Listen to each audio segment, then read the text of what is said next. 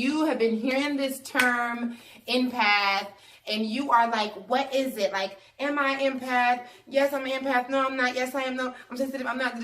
So I am here to tell you what an empath is. Just basic information. Say you wanna get away. We don't need a plane. What's up, you guys? It's your girl, Only Indigo. If you are watching this video right now, it's because you want to know some traits of an empath. You have been hearing this term empath, and you are like, what is it? Like, am I empath? Yes, I'm an empath. No, I'm not. Yes, I am. No, I'm sensitive. I'm not. So I am here to tell you what an empath is. Just basic information. I'm going to have so many videos about what an empath is. It's ridiculous. Because I'm an empath myself. And I'm here for all the empaths of the world.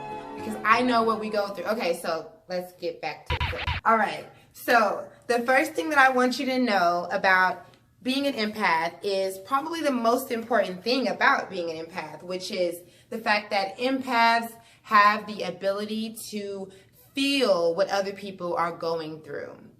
Now, if you heard this before and you're still a little confused about what an empath is, it's probably because it hasn't been broken down in the most lamest terms to, fully grasp the understanding of it. Everybody hears this and they're like, okay, so you're saying I don't have a heart, that means I don't feel. It's not like that.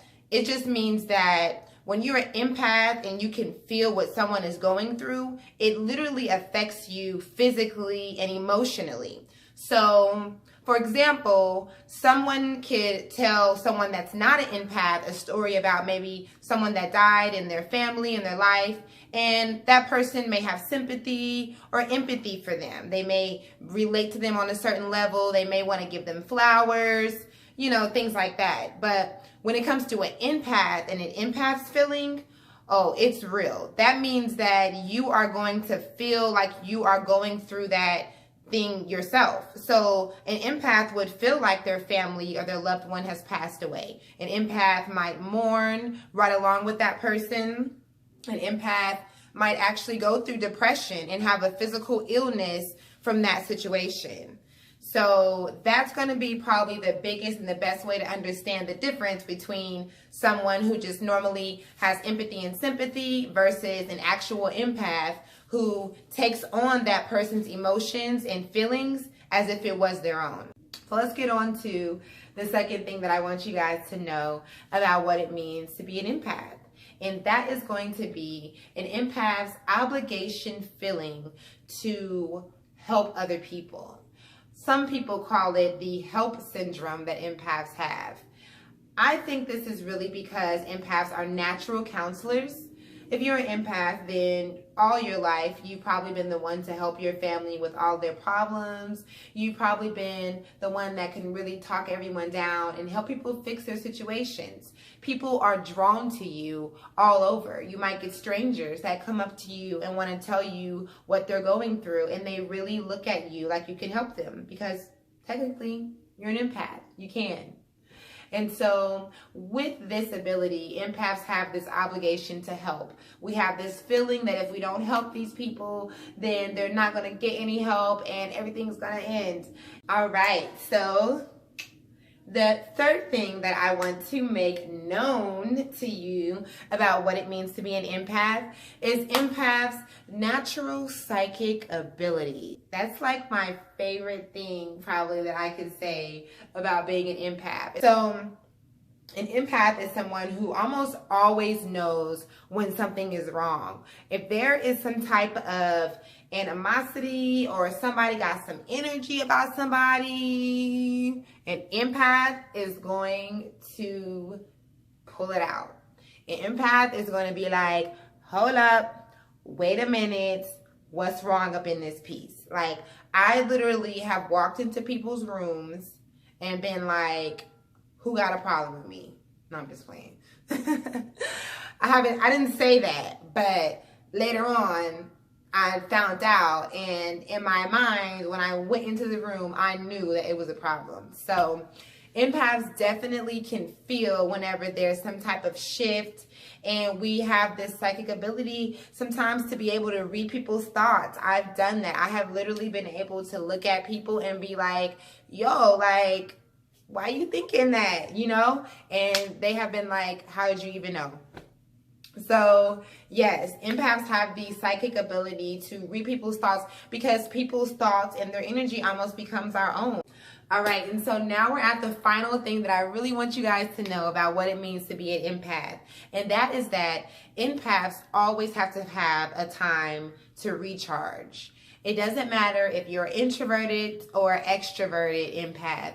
You always have to, if you have been around a group of people, you always have to find that time that you go inside by yourself and you recharge from the people that you've been around, especially if you've been in big crowds. That's why you'll find things like Black Friday, where there's a lot of people, and especially people that are not so much in the right type of energy. You know, there's a lot of greediness and fast-paced stuff on everyone's mind. So places like that, empaths are not usually advised to even be around, because you could feel so drained.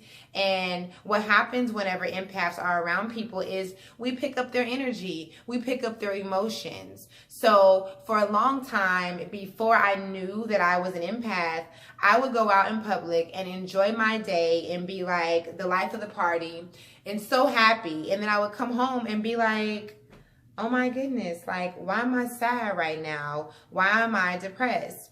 And I literally remember having days when I would come home and cry for no reason, and I know I was just happy a second ago.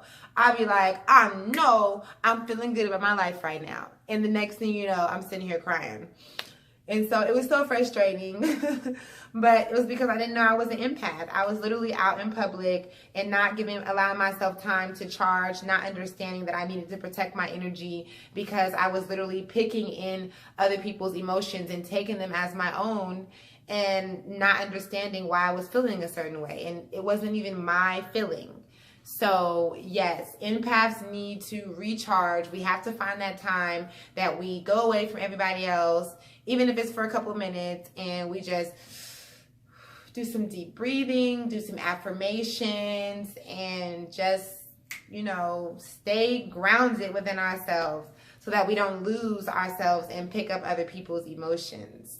All right, guys, that's it. This was my first video. I am so excited to have more videos about empaths, about recipes, about like the information that I'm going to be sharing is endless.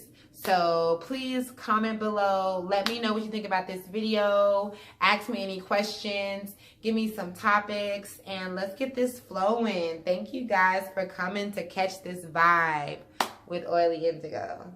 Peace.